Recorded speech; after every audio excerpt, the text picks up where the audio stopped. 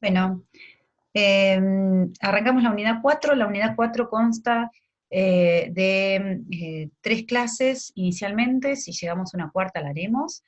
La primera vamos a hablar del sistema cardiovascular, pero inicialmente vamos a hablar de la sangre. Nosotros tenemos acá un ejemplo claro de lo que es el sistema cardiovascular, cómo circula la sangre y cómo lleva los nutrientes y elimina los desechos de todo el organismo. A través del corazón, que lo vamos a ver en una próxima clase la semana siguiente, se impulsa la sangre oxigenada al organismo y se recoge a través de las venas la sangre con los desechos o carga oxigenada, donde también atravesando el corazón termina en el sistema respiratorio para la expulsión del dióxido de carbono.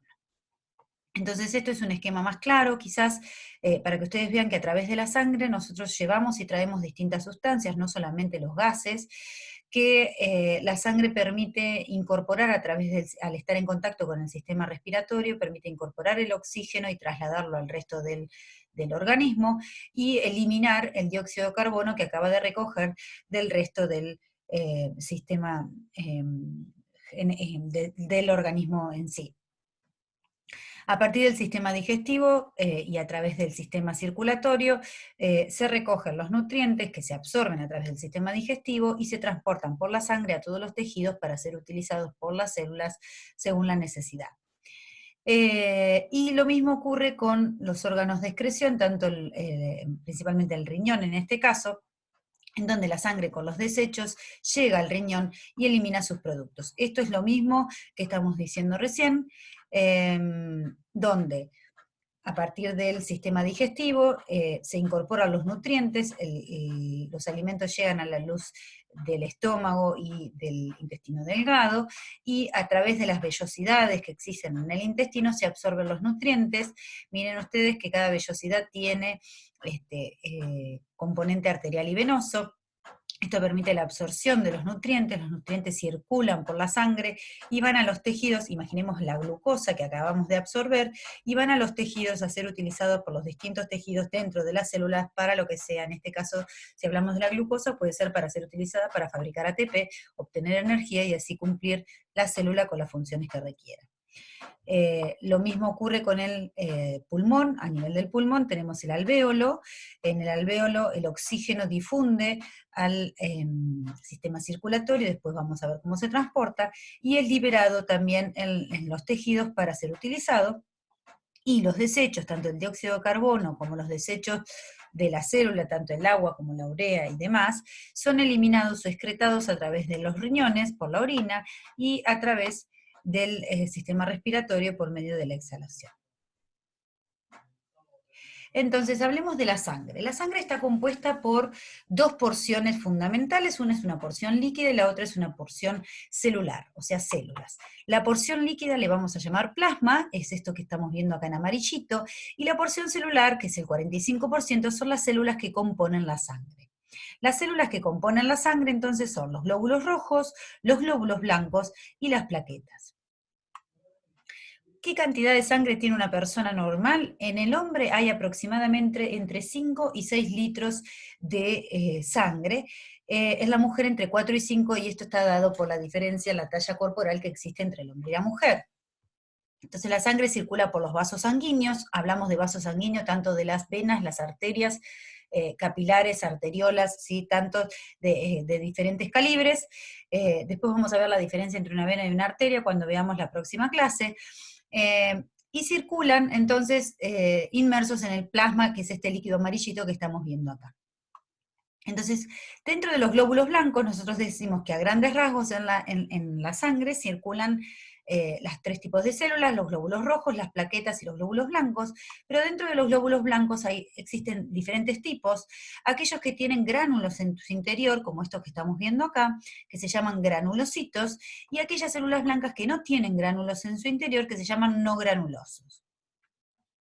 Después vamos a ver qué hace cada uno. Esto es otro esquema para que ustedes vean los nombres de aquellos glóbulos blancos que tienen gránulos, que son los neutrófilos, eosinófilos y basófilos, y los que no contienen gránulos en su interior, que tienen un núcleo muy grande, que es esto que están viendo ustedes acá, que son los linfocitos y los monocitos. Esto es lo mismo que acabo de decir. Muy bien. ¿Cuáles son las funciones de la sangre? Para que ustedes tengan en cuenta, la sangre tiene función de transporte. ¿Qué transporta? Transporta oxígeno, transporta dióxido de carbono, transporta nutrientes. Los nutrientes son todos aquellos que nosotros absorbemos a través del sistema digestivo y que transportamos en caso de necesidad del hígado hacia otro tejido y demás. Como por ejemplo, la glucosa, los aminoácidos, los ácidos grasos, ¿sí? Transporta hormonas, por ejemplo, la insulina que se fabricaba en el páncreas, ¿recuerdan? Y que se liberaba la sangre y se transportaba para ser utilizada en los distintos tejidos para incorporar la glucosa. Esto es una hormona. Bueno, de hormonas, la insulina es un ejemplo, hay un montón de hormonas, y además transporta productos de desecho. Al pasar por el riñón, esos productos de desecho se eliminan, se incorporan a través del glomérulo, se forma la orina y son eliminados a través de ella. Tiene función de regulación. ¿Qué es lo que regula? Mantiene la homeostasis de todos los líquidos corporales, mantiene el cuerpo en equilibrio, ajusta el pH, ajusta la temperatura corporal, ¿sí? Y función de protección en cuanto a la coagulación, en cuanto a la defensa de las infecciones por la presencia de los anticuerpos que nos protegen. Bien, entonces vamos a empezar a comentar un poquito cada célula. Los glóbulos rojos se los denomina también eritrocito. Eritro es rojo, cito célula, ¿sí? Para que dividan. Son células muy pequeñas, y si ustedes miran, tienen forma bicóncava, ¿sí? Eso le permite modelarse o adaptarse a los vasos más chiquititos por los que tiene que pasar. El glóbulo rojo adulto, que es el que sale a la sangre luego de fabricarse la médula ósea, carece de núcleo, ¿sí? No tiene núcleo. Y al no tener núcleo, hay un montón de funciones que no va a poder cumplir como una célula habitual. La síntesis de proteínas, por ejemplo, es una. Dentro de su citoplasma, el glóbulo rojo contiene una proteína que se denomina hemoglobina, ¿sí? Esta proteína hemoglobina es la encargada de transportar el oxígeno a los tejidos. Como ya les dije, carece de núcleo, carece de otras organelas, entonces hay ciertas actividades que no va a poder desarrollar. Y quiero que tengan en presente esto, que cada glóbulo rojo tiene aproximadamente 280 millones de moléculas de hemoglobina. Entonces, y la hemoglobina era la que nosotros necesitábamos para transportar el oxígeno a los tejidos. ¿Cómo está formada la hemoglobina? ¿Sí? La hemoglobina está formada por una proteína que se llama globina, que está compuesta por 4 cadenas, un pigmento que se llama hemo, ¿sí? Que se une a cada una de estas cadenas, y en su centro un ion de hierro, ¿sí? Que puede combinarse reversiblemente con el oxígeno. Entonces, si nosotros esquematizamos, sería una cosa así: 4 cadenas de globina, ¿sí? Que forman la hemoglobina. En cada cadena hay un grupo M, ¿sí? Que es el que permite la unión al hierro, y el hierro es el que permite la unión al oxígeno, ¿sí? Cada molécula de estas transporta 4 moléculas de oxígeno. Y dijimos que había 280 millones de moléculas de hemoglobina dentro de un glóbulo rojo. Entonces, imagínense la capacidad de transporte que tiene cada glóbulo rojo. Esto es para que ustedes vean la fórmula que tiene. Esto es un esquema dibujado para que ustedes entiendan cuál es la composición, y esto es normalmente cómo se pliegan las proteínas que existen en el organismo, y cuál es la fórmula molecular, que no es mi intención de que se lo aprendan, pero sí que tengan idea de cómo es la estructura de una molécula de hemoglobina. Miren cómo es el glóbulo rojo, la forma bicóncava que tiene.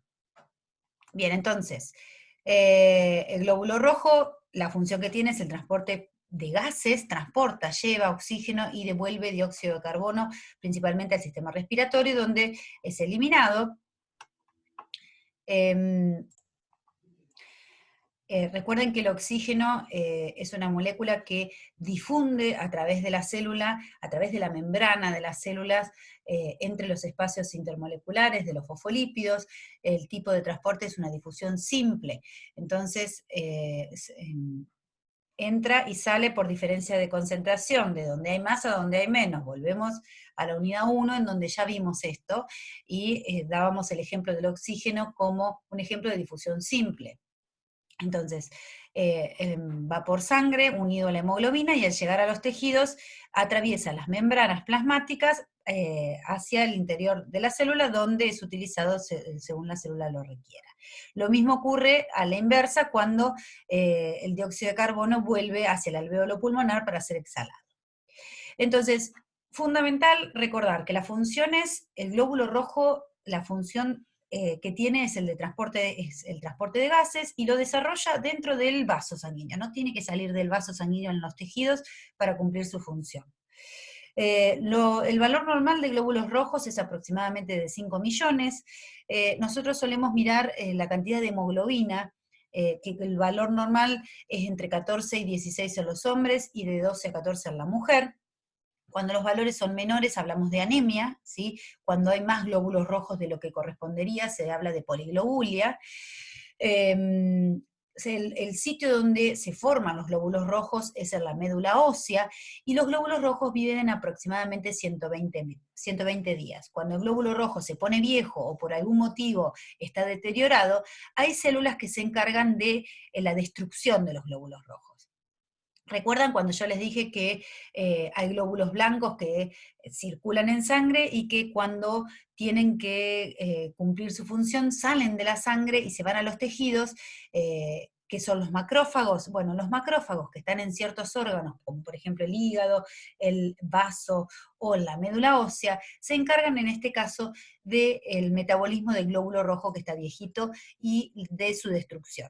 ¿Qué es lo que hace? Supongamos que todo esto es un macrófago, un glóbulo blanco que está dentro del hígado o del vaso y que es el encargado de sacar las células que están viejitas de circulación. Entonces lo que hace es fagocitarla, la engloba dentro de su citoplasma y la degrada, la rompe. Ahora, todos los elementos del glóbulo rojo son reutilizables. Entonces, vamos a recordar que el glóbulo rojo tenía dentro una proteína que era una molécula que era la hemoglobina, y que la hemoglobina estaba formada por la globina, el hemo y el hierro. Entonces, esto lo vamos a reutilizar. ¿Cómo? La globina, que era la proteína, la vamos a degradar en las porciones más chiquitas, que son los aminoácidos. Los aminoácidos salen del macrófago y se van a reutilizar para la síntesis de cualquier otra proteína que nuestro organismo necesite. El hemo es un pigmento.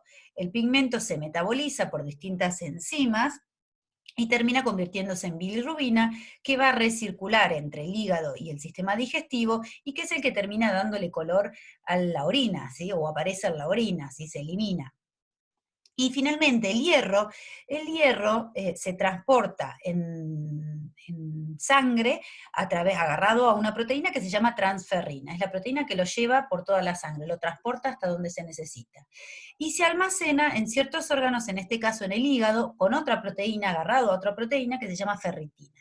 Cuando el hierro se necesita por algún motivo, por ejemplo, en este caso la síntesis de glóbulos rojos, es liberado por la ferritina a la sangre, lo agarra a su proteína transportadora, que es la transferrina, y lo lleva a donde el organismo necesite que esté presente para, por ejemplo, en este caso la médula ósea, para fabricar glóbulos rojos. Tengan en cuenta ustedes entonces que el glóbulo rojo se fabrica dentro de la médula ósea, y que para fabricar el glóbulo rojo se necesitan ciertas nutrientes que tienen que estar en una cantidad adecuada para que se pueda fabricar. Por ejemplo, tiene que haber aminoácidos en cantidad, o sea que tiene que tener una dieta, la persona tiene que estar bien nutrida, porque va a incorporar los aminoácidos, va a incorporar la vitamina B12, va a incorporar el hierro, y todo esto va a permitir fabricar el glóbulo rojo. Cuando yo tengo un déficit de hierro, de aminoácidos, de distintos nutrientes, de vitaminas, probablemente tenga una anemia. ¿Por qué? Porque no tengo los nutrientes para fabricar el glóbulo rojo. Las causas de anemia son varias, no solamente la malnutrición, pero esta es una. Bien, Recuerden también que hay hormonas, así como decíamos la insulina permitía que el azúcar se incorpore dentro de las células, hay una hormona que se llama eritropoyetina, que es la que se encarga de estimular en la médula ósea que se fabrique el glóbulo rojo, ¿sí? Cuanto más glóbulos rojos tengo, eh, obviamente no voy a tener anemia y voy a permitir un transporte de oxígeno más aún. Algo que quiero que recuerden es el hematocrito. Ustedes van a ver en los análisis de sangre que existe esto que se llama hematocrito, que es el porcentaje de glóbulos rojos que existen en la sangre. Entonces, nosotros cuando miramos a ver si alguien tiene anemia o no, normalmente miramos la hemoglobina y miramos el hematocrito, no miramos la cantidad de glóbulos rojos en sí, sino el porcentaje. ¿Cuánto de la sangre corresponde a los glóbulos rojos? El valor normal en una mujer es de 38,46 y en el hombre es de 40 a 54, y esto se los pongo para que tengan en cuenta que la testosterona, que también es una hormona, la testosterona estimula a nivel del riñón que se fabrique eritropoyetina. Y al fabricarse la eritropoyetina va a ir a actuar a la médula ósea para que se sinteticen más cantidad de glóbulos rojos. ¿Recuerdan ustedes cuando hablábamos en la unidad 2 de las funciones del esqueleto? Hablamos de la hemopoiesis o hematopoiesis. ¿Qué era esto? Era el proceso por el cual se fabricaban las células sanguíneas. En la hematopoiesis se fabrican tanto los glóbulos rojos, los glóbulos blancos, como las plaquetas. ¿Dónde? En la médula ósea roja.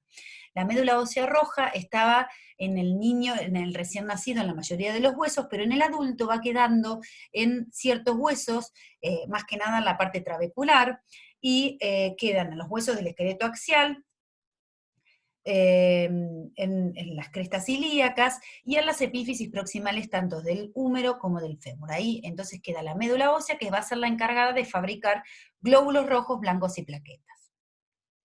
Acá tenemos entonces el hueso trabecular, recuerden, compacto, esponjoso o trabecular, y dentro de él está la médula ósea, que es la encargada de fabricar los glóbulos blancos, rojos y plaquetas.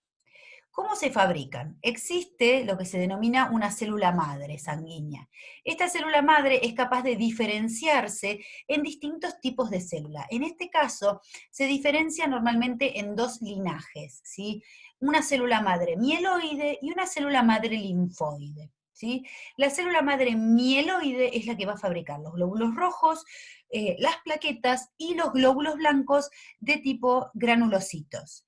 Y la linfoide es la que va a fabricar los glóbulos blancos de tipo no granulocitos, que son los linfocitos. Entonces, a partir de una célula madre se van a diferenciar en dos linajes, uno que se va a ser el encargado de fabricar este tipo de células y el otro, los linfocitos o no granulocitos.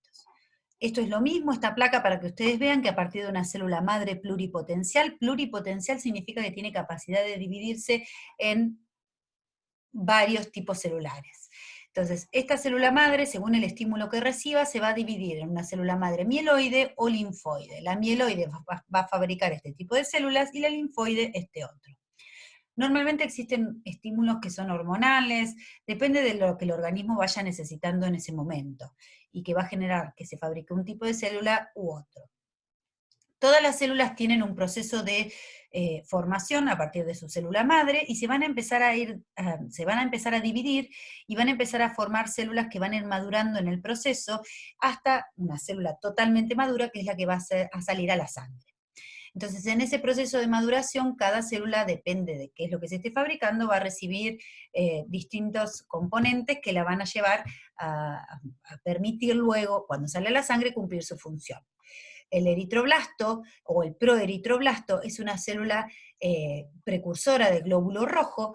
Eritro es rojo, blasto es inmaduro y pro es el anterior. Entonces, para que entiendan, es un proeritroblasto, que es una célula inmadura que se está dividiendo para fabricar finalmente el glóbulo rojo. La célula que sale a la sangre de glóbulo rojo se llama reticulocito. El reticulocito es una célula que todavía le falta terminar de madurar, pero sale a la sangre igual, y entre 1 o 2 días luego de que sale a la sangre pierde sus últimas organelas y se convierte en el glóbulo rojo maduro. Respecto al glóbulo blanco, tengan en cuenta que los glóbulos blancos a grandes rasgos tienen función de defensa en el organismo, la defensa contra los distintos microorganismos. Son células móviles. ¿Qué quiere decir esto? Que más allá de circular a nivel sanguíneo, emigran hacia los tejidos para cumplir su función. Generan fagocitosis, esto es englobar el agente extraño, y los linfocitos tienen función particular en lo que es la formación de anticuerpos. Esta es una placa para que vean un ejemplo de una célula que es el macrófago. El macrófago lo que hace es fagocitar esta sustancia extraña, la fagocita, la incorpora en su citoplasma, la rompe y expone en su superficie partecitas de ese virus o de ese agente extraño. ¿Para qué? Para que otras células reconozcan esas partecitas y fabriquen lo que se llaman anticuerpos o defensas contra ese agente extraño. Nuevamente, les repito, el agente extraño es incorporado dentro del macrófago, el macrófago lo rompe y expone en su superficie partículas de ese agente extraño. ¿Para qué? Para que vengan otras células, que en este caso son los linfocitos, y mediante determinados procesos reconozcan ese agente extraño y fabriquen estas proteínas o globulinas que en realidad lo que hacen es defendernos, que son los anticuerpos, defendernos contra esos agentes extraños. Nuevamente es la misma placa, el antígeno que es el del agente extraño, permite la formación de células plasmáticas o de células de memoria. Célula plasmática es el linfocito que está fabricando anticuerpos para defendernos en ese momento, y la célula de memoria es el linfocito que queda guardado con los anticuerpos para que cuando estemos frente nuevamente al antígeno o al germen eh, que provocó la infección, podamos ya tener una respuesta inmune preparada. Esto es más o menos lo que logramos con las vacunas, lograr una célula, una inmunidad, una célula de memoria que quede guardada para que el día de mañana, cuando nos encontremos nuevamente con este agente patógeno, ya tengamos todo listo para defendernos. Entonces, recuerden esto, los monocitos son las células blancas que circulan en sangre, que cuando van a los tejidos se denominan macrófagos. Y esta placa es para que ustedes vean que dentro de los glóbulos blancos existen distintos tipos de glóbulos blancos, que ya los dijimos, granulocitos y no granulocitos, y que cuando nosotros hacemos un análisis de sangre, además de decirnos la cantidad de glóbulos blancos que tenemos, nos dice la fórmula normal. La fórmula normal de glóbulos blancos normalmente tiene que haber más neutrófilos que linfocitos, y debe haber más linfocitos que el resto de las células blancas. Cuando alguna de estas células, de estos glóbulos blancos, predomina, nos orienta a pensar en una determinada infección o en un determinado proceso que está generando la sintomatología. Entonces, si yo tengo glóbulos blancos altos y predominan entre esos glóbulos blancos los neutrófilos, tiendo a pensar que por ahí lo que tiene la persona es una infección por alguna bacteria. Si son linfocitos en vez de neutrófilos, tiendo a pensar que esa infección puede ser viral. Si son eosinófilos, por ejemplo, suelen subir cuando hay alguna infección de tipo parasitaria. Esto no quiero que lo recuerden, es para que ustedes tengan en cuenta para qué sirven los distintos glóbulos blancos en el organismo, ¿sí? Son sistemas de defensa y cada uno va a proliferar o predominar de acuerdo al patógeno que se encuentre. Entonces, ¿cuál es el valor normal de glóbulos blancos? De entre 4.000 y 9 o 10.000. Suelen aumentar cuando hay procesos infecciosos, pero también cuando hay enfermedades malignas suelen estar más allá del valor normal. Y se denomina leucocitosis. Cuando disminuyen los glóbulos blancos tampoco es normal y se denomina leucopenia. Entonces, ¿cuánto viven los glóbulos blancos? En realidad depende, pueden durar meses, años. En infecciones se fabrican más rápidos porque hay que defender el organismo, y suelen durar horas. Bien, plaquetas. Las plaquetas tienen función fundamental en lo que es la coagulación sanguínea. Son fragmentos de células, no son células grandes, y ahora vamos a ver cómo se fabrican. También se forman en la médula ósea y tienen una vida media breve de 10 días. Y si tomamos antiinflamatorios específicos que inhiben la formación, también vamos a tener mayor sangrado por falta de plaquetas. Eso es a modo de cuentito. Entonces esto es para mostrarles glóbulos rojos, la plaqueta y el glóbulo blanco. Miren ustedes en la médula ósea a partir de una célula precursora. Recuerden que blasto significa inmaduro, o sea que estas son las células que tienen que estar adentro de la médula ósea, no pueden estar circulando en sangre, porque eso habla de algún proceso no benigno. Si yo saco sangre y encuentro blastos en sangre. Megacardioblasto habla de una célula grandota, inmadura, adentro de la médula ósea, que se transforma con distintos pasos en un megacariocito, ¿sí? Que son células grandes, y este megacariocito se va a romper en 2000 a 3000 fragmentos, y eso va a formar la plaqueta. La plaqueta tampoco tiene núcleo, igual que el glóbulo rojo. Bárbaro. Recuerden entonces, la plaqueta participa en lo que es la coagulación. Hasta acá vimos lo que es las células sanguíneas, las células que están disueltas en la sangre, y cuáles son sus funciones principales. La parte líquida la llamamos plasma.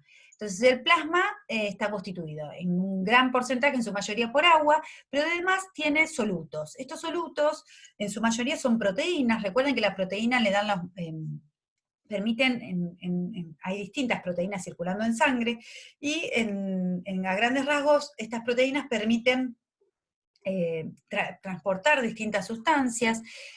Otras proteínas como las globulinas son los anticuerpos, que participan en la defensa, y el fibrinógeno, que participa en la coagulación sanguínea. Otros solutos que van disueltos en el plasma son los nutrientes, aminoácidos, la glucosa, los ácidos grasos, la urea, el ácido úrico, creatinina, ácido láctico, todo va disuelto en el plasma, y es lo que se dosa cuando uno se saca sangre, y además de los gases y hormonas.